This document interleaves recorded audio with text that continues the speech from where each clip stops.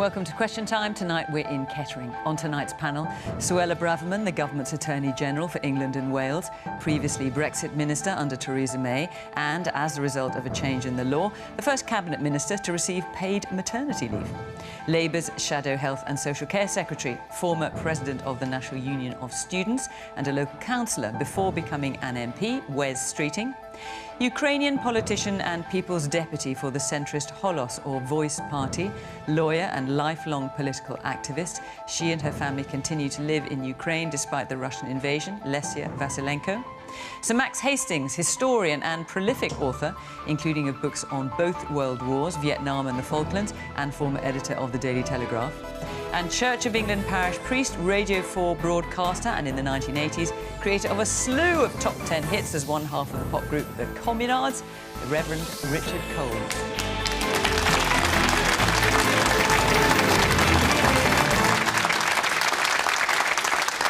Good evening, welcome to my panel, welcome to the audience here in Kettering, very good to see you, and of course welcome to you at home.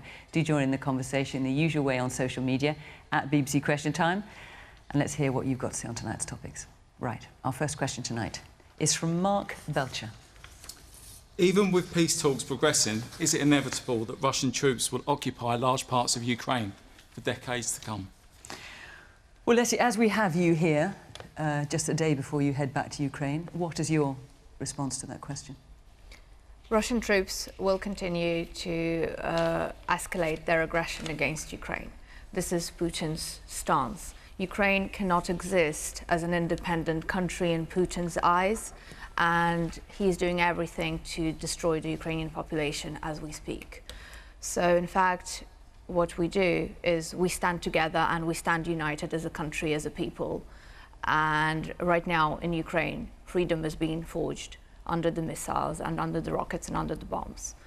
And it's for that freedom, for the support of that freedom, that we Ukrainians appeal to the world day in, day out to come and stand with us and to come and help democracy prevail in the world and combat the empires trying to come back, the empires being Putin trying to build something bigger than Russia ever was during the Soviet times, during the empiristic times.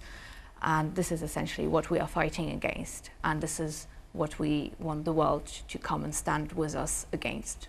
And you had a meeting with Boris Johnson today. That is true, I think. Yes. And did you feel encouraged by what he had to say to you? Did you come away with what you wanted? We are very much hoping as a country that other partner states or states who are considering themselves to be partners of Ukraine would come forward and actually help us stand up against Russia. We understand completely that that's not going to happen within the UN structure because Russia is a permanent member with a veto power of the Security Council. We understand also NATO's stance that sort of, okay, we'll be on the sidelines, we'll declare ourselves leaders of the free world, but we'll just look on how you get along. So essentially now the message that myself and other members of the Ukrainian delegation were sending is that we want an anti-Putin coalition to be in place, and we would like the UK to actually take a leading role on that. The other countries which are available and happy to go into this coalition are the Baltic states, Latvia, Estonia, Lithuania, who have declared already today that they are happy with the no-fly zone over Ukraine, especially over the most hazardous facilities which are located in Ukraine. We have the Czech Republic, we have Poland, who are sort of considering the same kind of position, but there needs to be leadership around that, and it's the strategic partner and the strong country that the UK is that we rely most upon on this matter. So anti-Putin coalition is the message that we put forward today as a Ukrainian delegation to the Prime Minister of Great Britain, and we hope that this will come together in the days to come. Well, Max, I want to come to you in terms of your sort of military historian hat on, if you like. The question is, even with peace talks going on, is it inevitable that Russian troops will end up occupying part of what is now Ukraine? It feels almost impertinent to say anything when we're witnessing the rape of your country and when we're seeing the terrible sufferings that your people are undergoing. For us who are incredibly privileged spectators, because all of us are here in the warm tonight, one has to be, we're all a bit humbled in anything we say, but on the other hand, in fairness to Ukraine as much as to anything, I don't think we must make any promises that we can't keep. In peacetime, words are cheap, and politicians, all our politicians, use words very cheaply. We're now in a very serious situation. I personally think we're at the beginning of something that is going to go on for a very long time. I think that we're going to find the West has had to awaken from a very long sleep in which we have watched these authoritarian powers rise up all around us, and we've cut our defence budgets while making irresponsible, vague promises about expanding NATO. And now suddenly reality has struck us. And yes, I believe in the end, what we have to remember, all wars end in conversations. And sooner or later, there's going to have to be some sort of talks with this loathsome man who is raping your country. How do you see those talks, though? I'm sorry, I'm sort of taking on, because I hear this question so many times that you have to talk. Actually, to tell you the truth, the Russian aggression didn't start 22 days ago. The Russian aggression against Ukraine started 8 years ago, on the 20th of February 2014. And for 8 years, we have been listening on different platforms. You must continue the dialogue. We continued the dialogue. This dialogue led to the fact that we have besieged cities. A city, Volnovakha, 100,000 people, is no more. It's a city no more. Nobody could dispute. It's unbelievably difficult. I've just finished writing a book on the Cuban Missile Crisis. It is more difficult to talk to Putin than it was to talk to Nikita Khrushchev in 1962. But to answer Lesia's question, how do you see it ending? I personally think, we all have an enormous admiration for the manner in which Ukraine is today defending itself. Now, I do not believe it's possible to win military victory over the Russian army. I just don't think it's doable. The Russians are so strong. And also, they may yet use horrible weapons in this war. But what Ukraine is doing, which I think is the best grounds for hope, is it's establishing facts on the ground by the terrific hammering that you've given the Russians, which may at some point make Putin a little bit more disposed to make some sort of reasonable settlement. But we all know that in justice, he should get nothing out of these terrible things he's done. But unfortunately, the whole lesson of history is that at some point everybody has to talk, but it is very difficult. And I feel almost ashamed of myself in your presence saying that. Well, shall we hear a bit from our audience as well, Lesia? It might be interesting to hear what people have got to say. The man at the back in the check shirt. Would it not have been better to get round the table before the war started, rather than everybody will be around the table at the end of it? OK, the man there with the beard. Yes. What will it take for the Western powers to take military action towards the Russian aggression in Ukraine? OK, and the man there in the dark jacket. I was going to ask about military action, having Afghanistan, Iraq and Yugoslavia and served there. Why aren't we going in? I just don't understand. So you served in those wars and you think we should go in? Yes. And in terms of the fears that NATO has expressed about triggering a third world war, what's your view on that? It feels like the politicians were doing this in Bosnia, and then when we had war crimes and everything out there, then we did something. We should do something now. Do you want to answer that, Suella? On whether NATO should respond militarily at the moment. Well, the UK government and NATO has been clear. It's obviously, and I should just say, it's an actual honour to share a panel with you, and as Max has said, very humbling to see the heroism of you and your people in the face of the adversity and the evil inflicted upon you by Vladimir Putin. We've made it clear that NATO is a defensive alliance. We're proud to have been a founding member of NATO, and we are providing huge resources on that side of the border. We've got a big presence in Estonia. We've got UK contributions. Article 5 is clear that an attack on a NATO nation will be an attack on all nations. And if Putin crosses that line, NATO will respond forcefully. But until then, we will do everything in our might to support the Ukrainians in their self-defence. And that's why I'm really proud of the UK leadership that we've demonstrated in arming the Ukrainians with missiles, the NLAWs, the Javelins, the Starstreaks, and so much so that the Ukrainians shout, "God save the Queen." And to the main question, Suella, is it inevitable, despite the peace talks, that Russian troops, or that Russia will end up occupying large parts of Ukraine for years to come? I don't think that's inevitable. When it comes to peace talks, actions speak louder than words.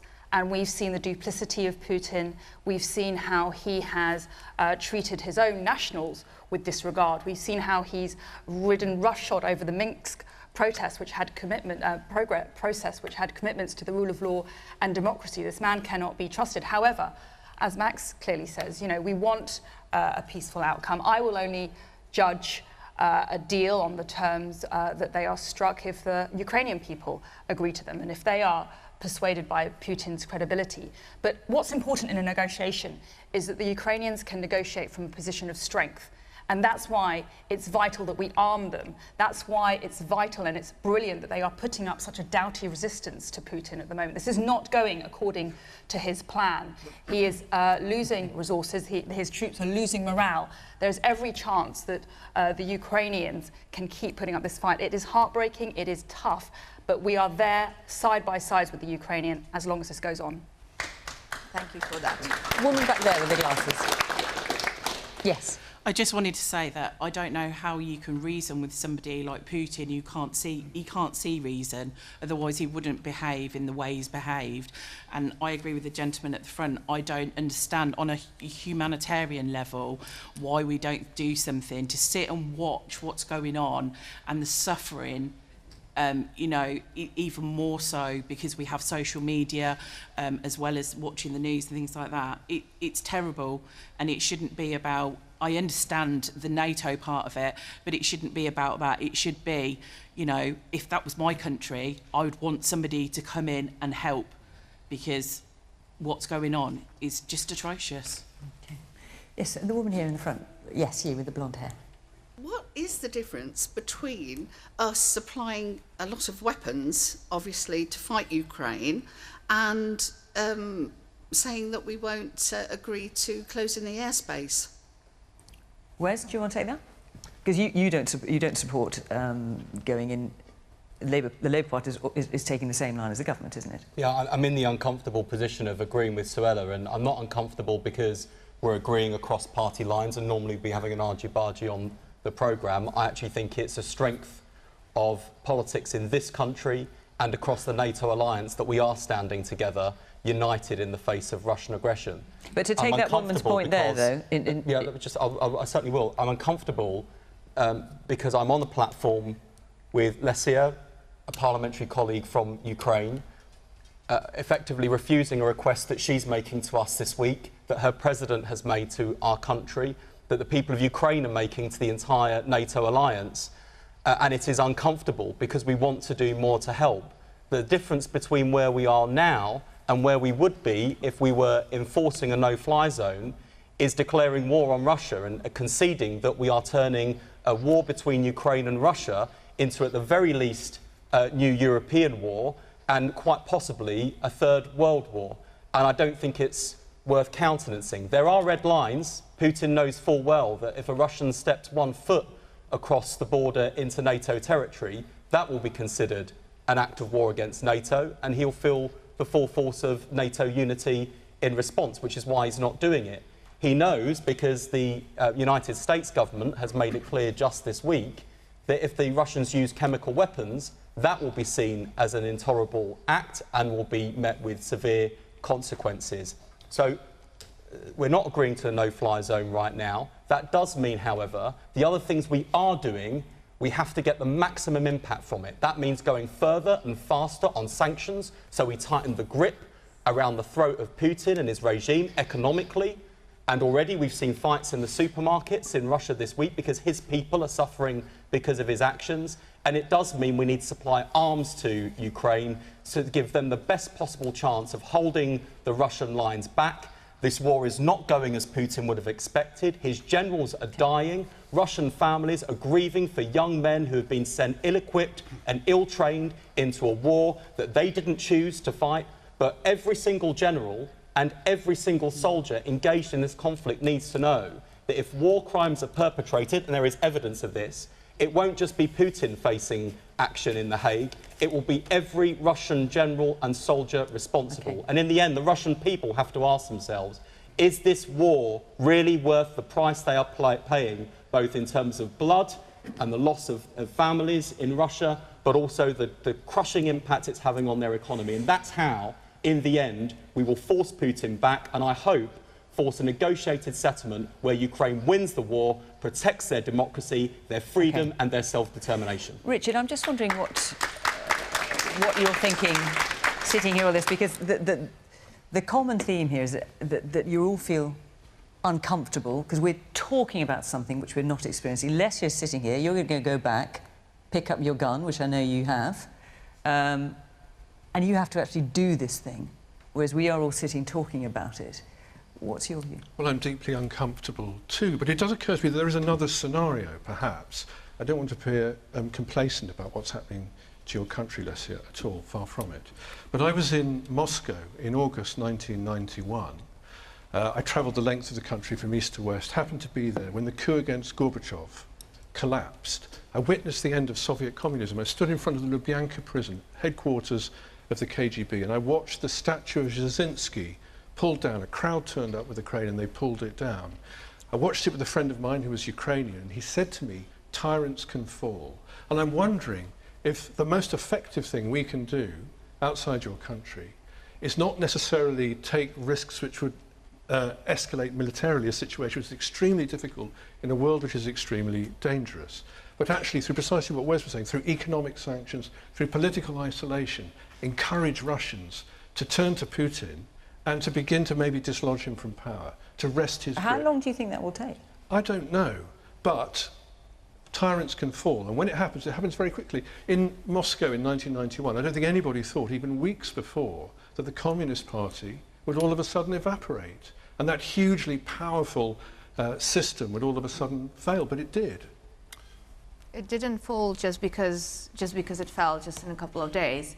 There was precursors to that, and there was preparation to that, which was going on for years and years. And I think that we have Max here who can tell you the historical side of things.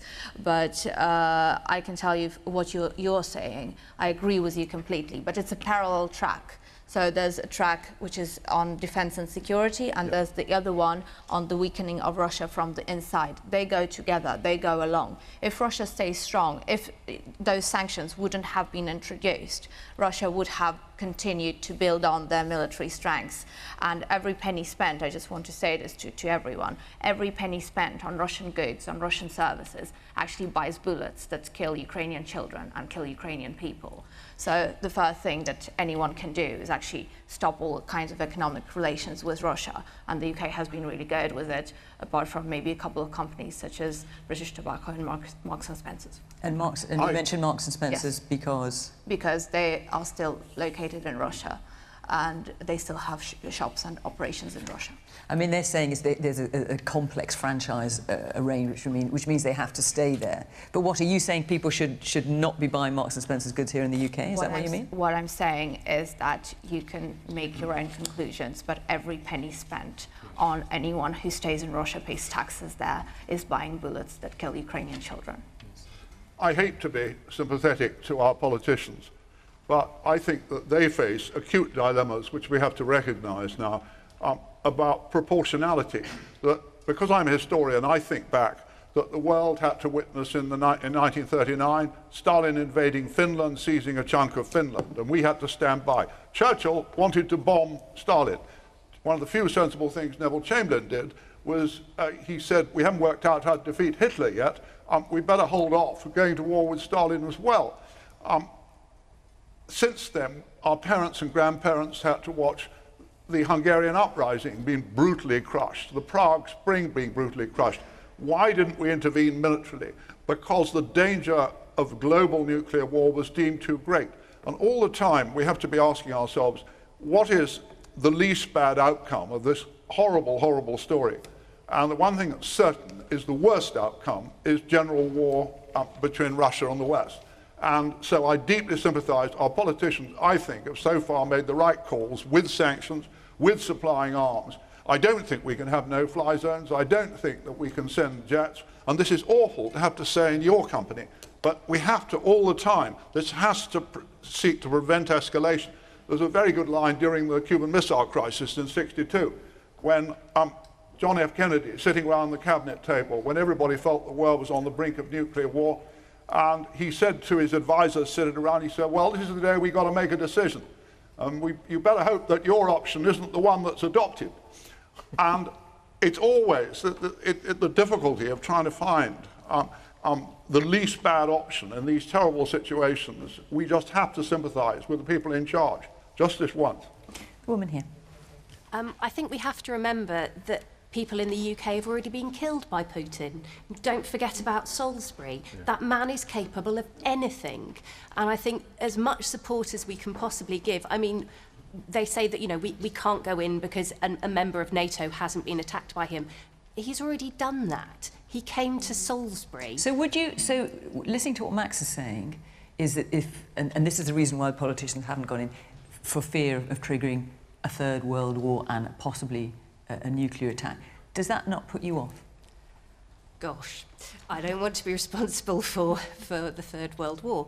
I do think we have to be incredibly cautious, but I actually back a no-fly zone around Ukraine, because there's so many sites there that, you know, you've got the former Chernobyl site, and look what he's doing to that. I don't think that a no-fly zone would be a particularly bad idea at all. I mean, you just have to remember when that horrific Korean flight that got downed, it was a passenger jet that got downed. I don't think a no-fly zone is a bad idea at all. I don't see why we can't support a no-fly zone. I don't think putting boots on ground would be perhaps, you know, a step too far, but I don't see why a no-fly zone is unreasonable. All right, let me just hear a little bit more from the audience. Yes, there's a woman there with her hand up.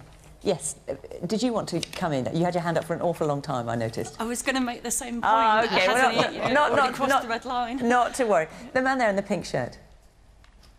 It just seems so morally wrong that a Ukrainian life just seems to be so worthless.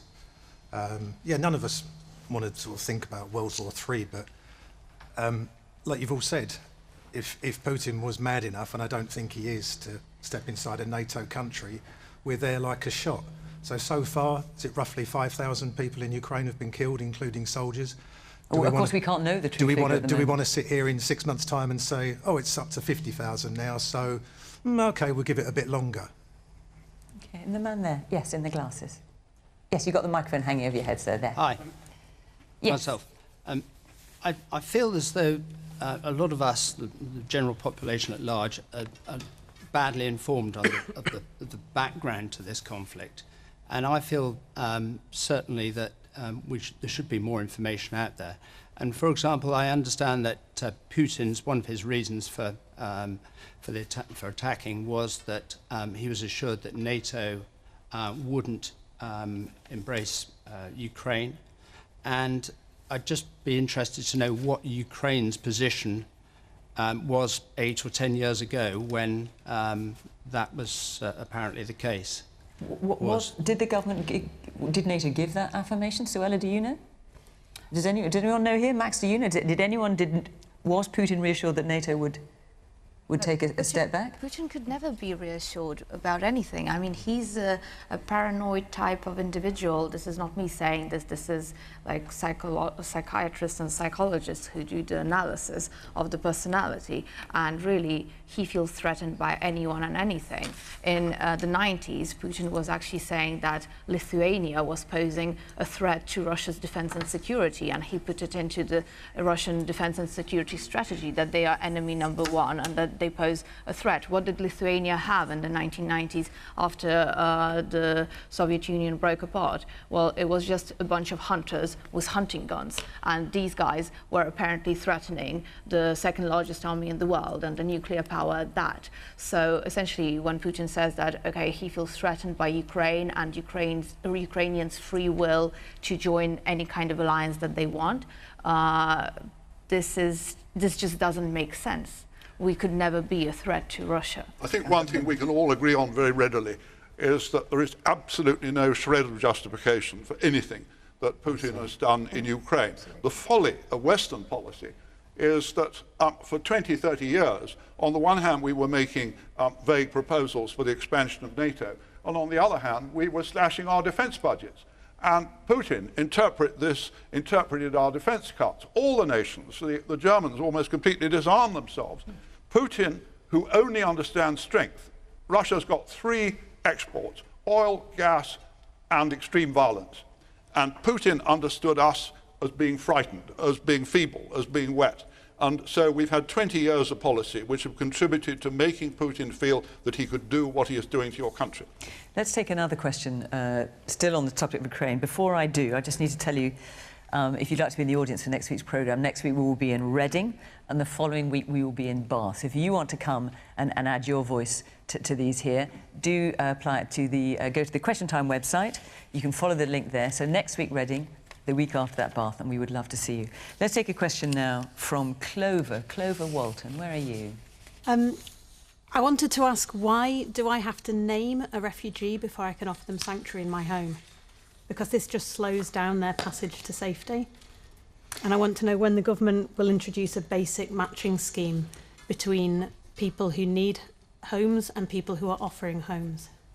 Suella, you better kick us. Why does Clover have to name someone in order to be able to offer a home to a Ukrainian refugee? Well, the matching process is essential if we want to enable the Ukrainian refugees to find homes and be accommodated in the UK. And that's why we've set up this new scheme this week, the Homes for Ukraine scheme. Absolutely delighted that over 100,000 British people have signed up to offer their homes. Great reflection of our generosity and goodwill here. The reality is that actually there are so many charitable organisations, third sector organisations, which have the expertise, which have these skills to effectively and quickly, because that's the priority, we want to do this at pace, to quickly match up people to homes. But it's a two-stage process, isn't it, Suella? So if you go on the website, have you tried to do this, Clover? Yes. So what's your experience been? I've signed up, I've expressed interest, I've received an email directing me to a website that says you can sign up and express interest, but nothing more. I've also registered our home as being available with 4 different charitable organisations, but at the moment there's nothing coming from that. So we're not seeing. We know there are people that need homes. We know that Poland is overwhelmed. We know that Moldova, one of the poorest countries in Europe, has got 90,000 refugees, I think. And I'm offering a space in our home, and it's not being taken up. And I want to accelerate that process. So why have you got a situation where someone like Clover, who very generously is offering room to people from Ukraine, but you can only get so far on the government website, and then you have to yourself go off and look for different charities and hope that you're registering with the right ones and that they will come back with a name? Why not make it much more straightforward? Well, it's great that you signed up, and as I said, that's the first phase. As of tomorrow, there'll be a next phase where people who've signed up will then be contacted, there'll be a lot more liaison, and then we hope to have the matching process take place very quickly. After that, there'll be £350 given to those who are housing Ukrainians. Local councils will get funding to support Ukrainians. But she'll still have to find the name, won't she? I mean, that's where it comes down to. Yes, ultimately, she will need to make that effort, Richard. but that is not going to be insurmountable, and we're going to make it really easy in terms of the checks and the processes for the Ukrainian people to get here quickly. But yesterday, a Ukrainian family were reunited in this county near Northampton. Valentina and Slava, their sister Anna, arrived from Ukraine via Romania with her 2 children. We were delighted to welcome her. But she described trying to work with the British Home Office as, her words, mission impossible. And I think it's been really, really frustrating and embarrassing that the rest of Europe opens its borders with no requirement for visas to refugees from Ukraine, and we don't. I'm really glad that's changing now. And I think it's really good that there's some encouraging noises from the Refugees Minister and also from Michael Gove, which I think is going to connect with the grassroots effort which you've been talking about, Clover. My church is signed up to Sanctuary Foundation. We as individuals are signed up to Sanctuary Foundation. I have Ukrainian parishioners who are dealing directly with people in my parish who want to offer hospitality to Ukrainian refugees, dealing directly with them in Ukraine. But I still get this feeling of enormous frustration that that's not been streamlined at a governmental level. It's happening very efficiently, I think, at a grassroots level, but it really does need to be prioritised and pushed through because we really need to up our game here, I think. So Wes, Clover's point is that she can sign on with the government website, but she still has to go and find a name herself through a charity or whatever organisation. Is Labour suggesting anything different? Well, I think the best thing the government could do is to work with specialists in this area. There are some brilliant charities out there. Richard's just described one, but there are many others who have the expertise. Local authorities have the relationships at a community level, are able to do things like welfare inspections with resource. I'm glad Suella's mentioned the issue of resources for local authorities. But would you streamline the process? Hang on a second. Would you streamline the process so that Clover doesn't have to go through these two different procedures? You can't have a situation where, you know, people are effectively scouring the internet to try and find people in need. And I've got to say, in my sort of 6 years or so of being a member of a parliament, the worst organisation I ever have to deal with is the Home Office, because they have never managed to humanely deal with people in the immigration process. So just briefly, what would Labour do differently before I move on? Or asylum. Well, I've just said, work with the specialist organisations, with the charities, with local authorities, and crucially, make sure when people are coming to the country that that in itself is a much more easier and streamlined process. You can do things like biometric checks in a matter of seconds. So it's not that you have to abandon all checks to speed up the process. You can do that. We've still got the perverse situation where there are unaccompanied children in countries like Poland wanting to get to the UK, organisations wanting to send them here, and the government saying, well, unless we've got some permission, we can't. And I just think it's those sorts of things where the Home Office got this badly wrong. And let's be honest, when the situation was escalating, we knew there would be a refugee crisis. So why weren't we better planning and preparing for this eventuality? Suella, I know you want to come back in, and I will let you. Let me just quickly come around the audience. I promise I'll let you come back. Yes, the woman there in the brown top. Yes. Oh, hi. It seems like the strategy that the government has now is for peacetime, not in a time of crisis. We have people who are in a crisis and we are telling them to move from where they are to another country to apply. Why not talk to the holiday camps to get them, put them there, do the checks, then allocate them, but at least bring them to safety. Instead of doing all these checks, all this form filling, there is no empathetic approach to it at all. And it saddens me every day, every time, to imagine that you have got children who are on their own and we are telling them go to France and apply. Oh, somebody for you to help you. They need to know what your name is so that they can help you. It is so inhumane. I think we need to have an empathetic approach to helping others, to put ourselves in their shoes, to say, what would I want to be done to me? Okay, and the man there in the middle, in the grey sweater. I work in local government. You work in local government, yes. I'm scared of this crisis at the moment because the refugee crisis we've had already, we're not able to cope with. We're shoving people in hotels, we're putting them up in accommodation that's not suitable, and we're taking months and months and months to process them. We've got children that are severely traumatised coming into this country now with no family, no friends, and they're allowed to just, you know, we're not, there's no plan, there's no strategic plan, there's no local plan, and it needs to be addressed. And when you hear about the numbers of people, was it 100,000 or more than 100,000 going on the government website and saying, yes, I'd like to give a home to Ukrainian refugee or refugees, that worries you, does it? It does. Because you think we won't have the resources to deal with it? I don't think we've got the resources to deal with it at all. Right, OK. Max? It is a very difficult problem. I think the most important thing is not only about the refugee issue, but about everything. We've got to think long. This is not going to be over anytime soon. I think we're entering a new, very difficult era in which confrontations like this, not only a confrontation about Ukraine, but the real possibility that Russia might try to invade the Baltic states, and we may find ourselves at war. We've got to think long, and I do think our leaders, one of the troubles with leadership in the West at the moment is that a lot of our leaders are not very good at expressing big ideas in terms that everybody can understand. And we do need some real old-fashioned leadership of people explaining to the British people, the American people, the European people, what sort of new world we may be heading into and what sort of things we've got to do. And it won't be pain-free. And one of the things I know a lot of those at the decision-making end are worried about is what cynics call compassion fatigue setting in. That everybody is feeling tremendously emotional now, but in a month or 2 months, people, especially I have to say in the United States, they sort of move on. They think, well, we've had this issue and we've had this crisis. It's not going to be like this.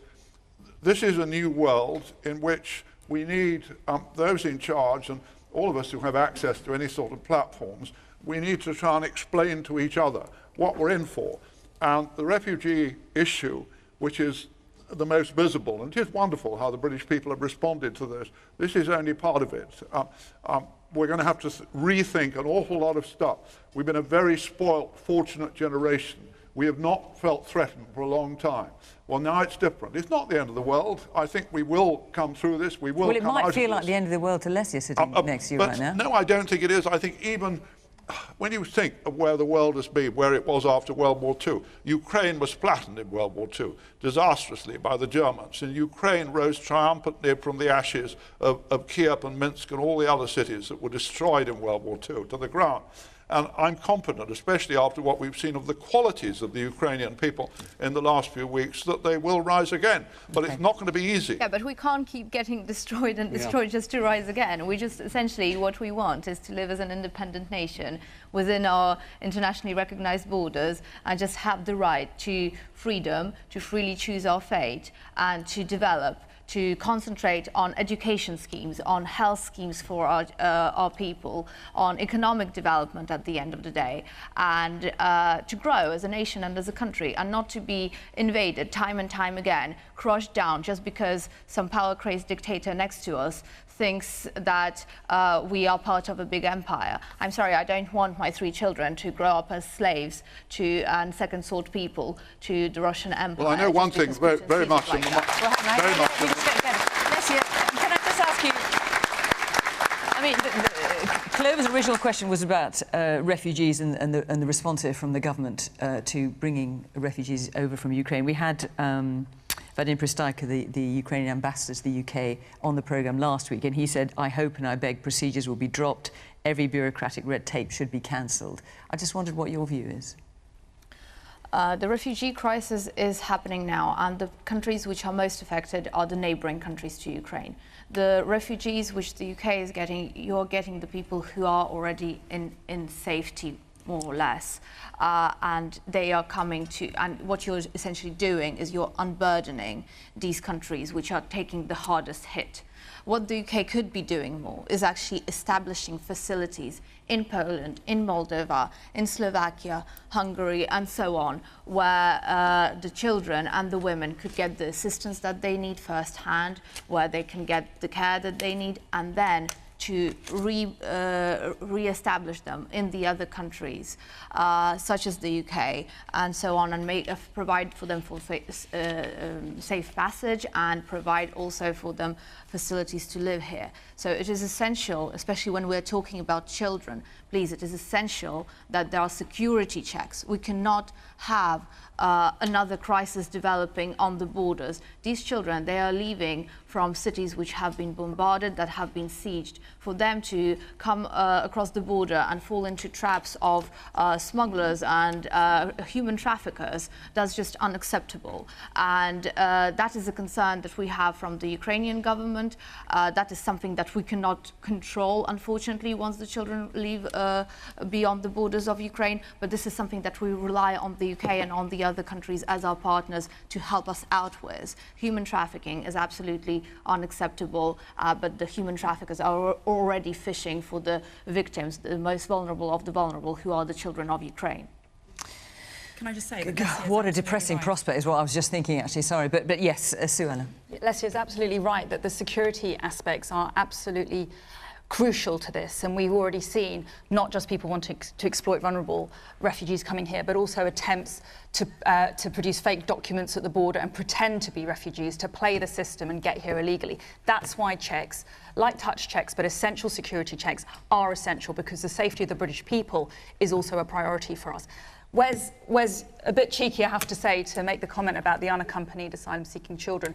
We want to, of course, support families. Many of them will be women and children coming through. We need the Ukrainian government's consent before we take an unaccompanied child. That's important, again, for the security aspects, so that they are not exploited once they get to the UK. And finally, I must just say, I am very disappointed by the suggestion that there's been some kind of inhumane approach here by the UK government, some well, it's lack of coming from the preparation. audience. And I don't know, I take issue it's with basically been your immigration policy for 12 years. You've been deliberately slow, deliberately obstructive, because you hope that other people will carry the burden instead. No. That's been the government's approach all the way along. Of course it has. The facts are, we have a track record of which I'm incredibly proud. Whether it's the Ukrainian refugees, we're going to see many thousands Ukrainians arrive here very, very soon. Whether it's the Afghans, whether it's Syrians, whether it's Hong Kong citizens coming here. Since 2015, we've rehoused and accommodated over 25,000 refugees. That's a track record of which I'm proud. My father actually was a refugee. I'm a daughter of a refugee, so you don't need to tell me about the generosity of the British people. This is a track record which we are really proud of, which we do should take celebrate, far fewer than many other down. countries, like Germany, for example, takes far more refugees than the UK does. Well, no, I think generally as a country, we have a huge track record. As I said, we've welcomed 25,000 refugees flowing from many conflicts around the globe. We have a huge tradition. We are now setting up an uncapped scheme to welcome an unlimited number of Ukrainians here. Essentially, any Ukrainian who wants to come here will be able to, subject to some checks and subject to some procedures. I think we've got to stop talking this country down, stop talking our history of welcoming refugees and actually celebrating it. Are we talking our history down of welcoming refugees? We're talking the government down. Absolutely not. I don't know where Suella's coming from, really. I completely agree with Wes that the whole system that the Conservatives have set up is designed to exclude refugees from coming to the country.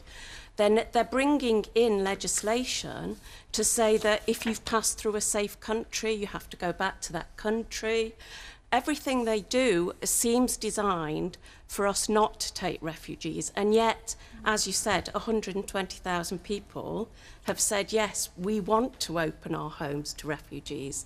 So I think maybe there's a bit of a change, and the Conservatives need to actually start listening to what we're saying, is that we are happy to have refugees in our homes, and not just from Ukraine, but from other countries. And in Kettering, we've got a Kettering Refugee Assistance Group. We've been trying to work with the Home Office for months and months to sponsor a family to come to Kettering, and we haven't been able to get through the bureaucracy. So I think it is, as Richard said, you know, all these things are set up. The form fill-in, it's gone down from 49 pages to 30 pages. It's just ridiculous. And it is children. Over 50% of the refugees coming from Ukraine are going to be children. So why do we need all these checks before they get here? Okay. Yeah. They Can I tell you here, why? as that lady said, they can come here and have the checks here. I'm sorry, that's not in line with the security advice that we have. It's really important that we do carry out these checks before they get here, because if they don't pass the standards, then it's very hard to remove people who are here illegally. What's important, and I think this is really focuses mine, and it's something that I never hope happens, but we need to prepare for risks, and that's why we need to be prudent in our approach to migration and refugee policy. God forbid we drop the checks because there's political pressure and because ambitious MPs are making political footballs out of this issue, and someone gets through illegally and then they carry out an attack on British soil, something which is devastating. Everybody here would be rightly outraged that we dropped checks and we allowed someone to slip through the net. I'm not willing to take that chance on British people's security. It's right that we have checks, it's right that we offer a warm welcome to refugees, but we need to do it right. Well, you didn't worry about security advice when Boris Johnson put Lord Lebedev of Siberia in the House of Lords, did you? Right, OK. What evidence have you got for that, Wes? If you're going to make an accusation like that, please back it up with cogent evidence. Well, I think we need a straight answer from Boris Johnson about the advice he was given. We know Dominic Cummings says he was given security advice. We know that Boris Johnson didn't like the advice and put him in the House of Lords anyway. You're a senior law officer. and you know that what you say has to count because of the oath that you took. Can you tell us categorically that Boris Johnson wasn't given security advice about Lord Lebedev? Well, I think it's You're really the Attorney General. Tell us, give us a straight really answer. important that before you start casting aspersions No, on I just people, asked a question. you have a Just asked a cogent question. evidential basis for it. I don't think it's very easy to get carried away, given the heightened conflicts and tensions at the moment, to throw accusations around about people who are innocent, who are law-abiding Russian citizens. Just because we have a fight with Putin doesn't mean that everybody of Russian heritage is a spy. I agree. And I think you should know better, Wes, than to throw around reckless accusations about people's reputations without any evidence. You haven't refuted what I said, though, I am very happy. Britain's relationship, and explicitly the Conservative Party's relationship with Russian oligarchs, is a badge of shame in this country. Hear, hear. Okay. I just got to rebut that. I'm sorry, Max, but we've just introduced unprecedented sanctions against a very high number of oligarchs, totalling billions of pounds, squeezing them financially, excluding them from accessing their assets, freezing their bank accounts. That's not a party that's in hot to Russian oligarchs. Slow enough that Roman Abramovich could fly his planes out the country and get his yachts out the way. That was really handy, wasn't it? No. Yeah, All right, exactly I'm going to take another question. Timothy Buffery. Whilst brilliant news, has the release of Nazanin Zaghari Ratcliffe sent a strong message to all despotic leaders that the UK will now do business with you if you are a major petroleum producer? All right, and of course this follows on from the Prime Minister's visit to Saudi Arabia this week as well. Richard? Delighted to welcome Nazanin and Anousheh and I hope Murad back home to the UK after such a long period and such a gruesome tale. And I think that's something to celebrate, but I think there are also questions to ask. Why did it take 5-6 years for that to happen, and exactly what has been done in order to facilitate that happening? What kind of compact we have to enter into with what kind of partners for that to occur? But the realpolitik argument, I guess, would be that in a world where you're stuck between a rock and a hard place, you have to choose one.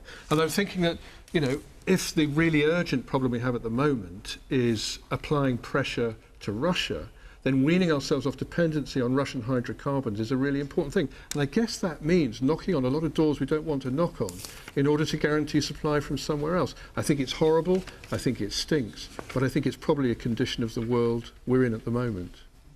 And Lesia, do you think that's an acceptable way to go about it? If you're not going to get oil from Russia, we should try and get it from other regimes, no matter how unpalatable they may be? Look, under normal circumstances, when it's peacetime, I sit on the Environmental Policy Committee and I actually chair a subcommittee on climate change. So my view is that fossil fuels need to be something of the past, and the sooner the world makes that transition, the better. And right now is the chance that the world gets to actually make that transition as fast as possible and to make way for renewables and to make way for new technology which allows us to use those renewables. So I don't think that buying oil and paying dollars to support regime, or pounds or euros or whatever, to support regimes which then take people's lives and that abuse human rights is the right way forward. I think that we are being given an extremely valuable chance right now to say no to fossil fuels and to solve two problems in one. Kill off the terrorist regimes that exist and the authoritarian regimes that exist around the world, and also make the world a safer place in terms of combating the climate change challenge which the world is facing today. I don't think we can fight everybody at once. Even in the Second World War, when Hitler invaded the Soviet Union, so many British people hated the communists and hated Stalin that they wanted to have nothing to do with the Russians. And Churchill alone had the wisdom, when one of his generals wrote in his diary, he said, "Would that the two loathsome monsters, Russia and Germany, drowned together in the winter mud." And that's how everybody felt. But Churchill had the supreme wisdom to just see that we couldn't fight everybody at once, that we had to embrace the Russians, we had to work with them. And in the same way now, of course the Saudi Arabian regime is loathsome. Of course I find it very difficult to say anything nice about Boris Johnson, but I will on this occasion. I think he was right to try and make some sort of deal with Saudi Arabia about oil. We can't fight everybody at once, and fighting Russia seems the most important thing to do at the moment. But you don't want to fight Russia. You're saying that No, it's okay I don't to sort want. We cannot have a general war. I don't believe that we should send our troops to fight in Ukraine. Yeah. So I'll just go back a few questions back. It's naive to think that we are not yet in World War III. Russia escalating the aggression on the 24th of February 2022 that sent off the world into World War III. Essentially, Putin has been posing a threat to international security. Everybody is referring to NATO, NATO, NATO. Okay, there's another thing which preceded NATO that is called the UN, the United Nations, and the Charter of the United Nations, which is very much explicit, saying that there's a right to self-defense when there's an act of aggression, but next to that, there's also an obligation, a responsibility to collective efforts to defense and security when there's an act of aggression against one state which is a member of the UN. Ukraine is a member of the UN. It's a founding member of the UN. And so there is a responsibility of this collective security that we call upon. And the UN has proved to be useless in terms of the Security Council, but there have been precedents in history where the General Assembly actually made the decision to Korea for one. There were other examples as well, but nevertheless, it is the responsibility the world has to act right now, but if not for the sake of Ukraine and Ukrainians, for your own sake. There was a comment there about nuclear power plants.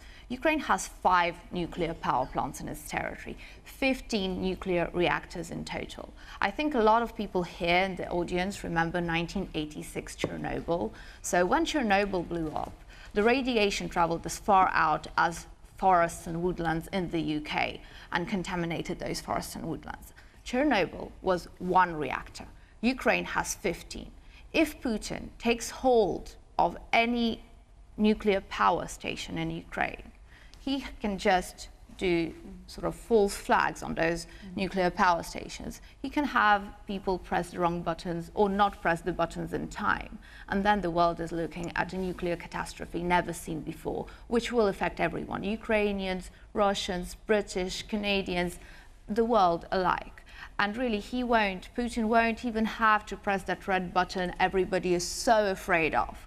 He will literally create a nuclear disaster by just holding those power stations. So when Ukraine is appealing for no-fly zones, for more weapons on the ground, for an anti-Putin coalition, for a stronger presence, a more robust presence on the ground, we are doing it for the sake of global defense and security and for the sake of all the people across the world, not just for our own sake, because we are a responsible partner of international relations, and we responsibly say we are sorry, but we cannot provide the safety and security of the facilities which are on the ground in Ukraine, and we need help around that. And it's the responsibility of your leaders to actually keep you guys safe and secure, and it's the responsibility of your leaders to act now to stop this plague of aggression that Putin is spreading across the world.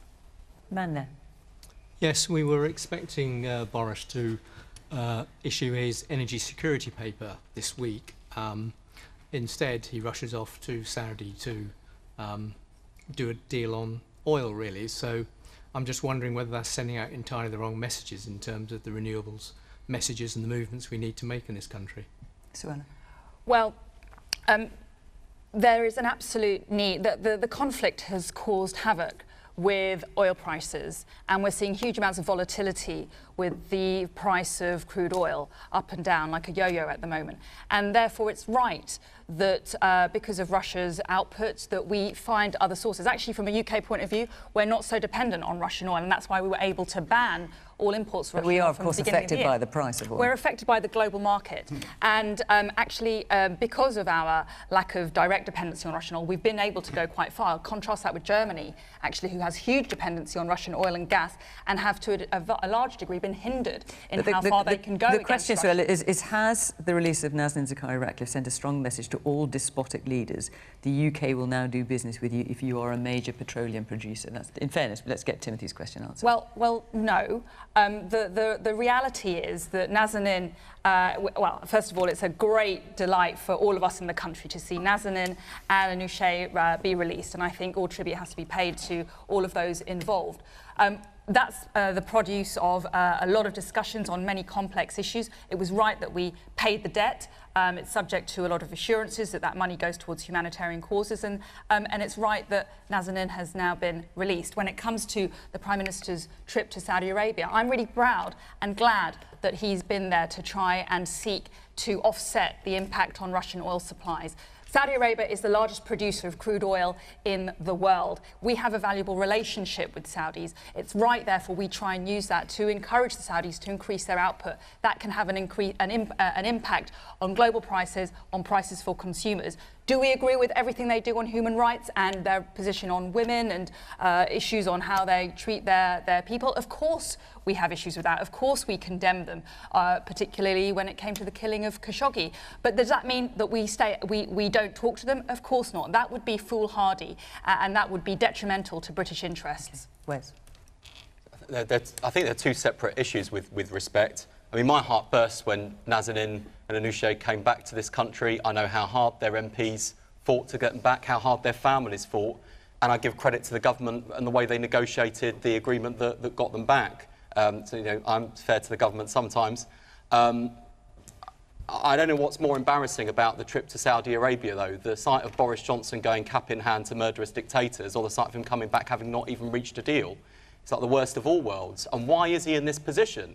Because after more than a decade in power, despite repeated warnings, we haven't dealt with our energy security issue. And I don't understand why, because there's such a huge overlap between pursuing our climate change objectives, which are really important for the future of humanity, and dealing with our domestic energy security. So we're not beholden to foreign governments who do not share our values.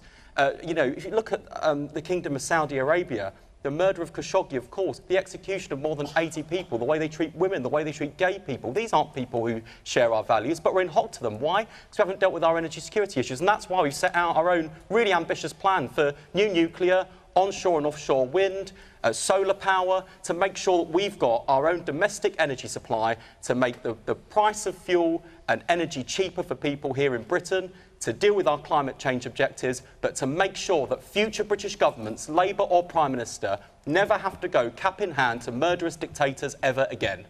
I'm sorry, but your hypocrisy... Your hypocrisy, Wes, is laughable. This is the same guy who campaigned for Jeremy Corbyn to be Prime Minister in 2019. Well, that's news to Jeremy Corbyn, Suella, in my case, I have to say. Are we very lucky that Jeremy Corbyn isn't Prime Minister today? You don't get to do this, Suella. You can't keep on saying, forget what we're doing, Okay, hang on. About the if both of you guy. talk at the tell you what, if both of you talk at the same time, no one can hear. We've got about a minute left, 45 seconds left, in fact. Lesia, I want to give the final word to you, since you've come here tonight. I just wondered what your feeling is about what you've heard here from the panel and what you've heard from the audience. You know, I can definitely say that the British people have been great to Ukraine and to Ukrainians.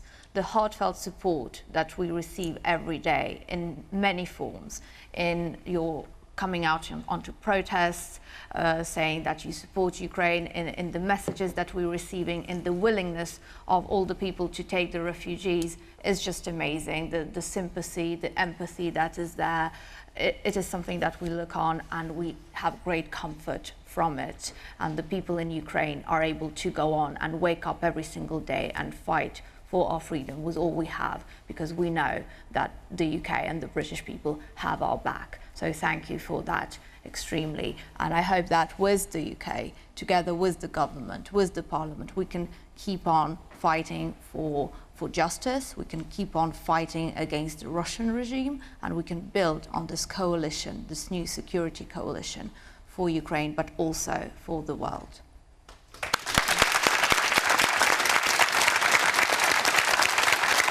Well,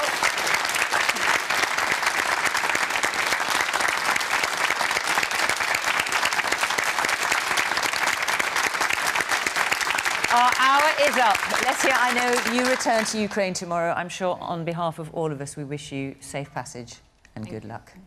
Thank you to the panel this evening. Thank you to the audience here in Kettering. Very good to see you. And, of course, thank you to you at home for watching from Question Time in Kettering. Bye-bye.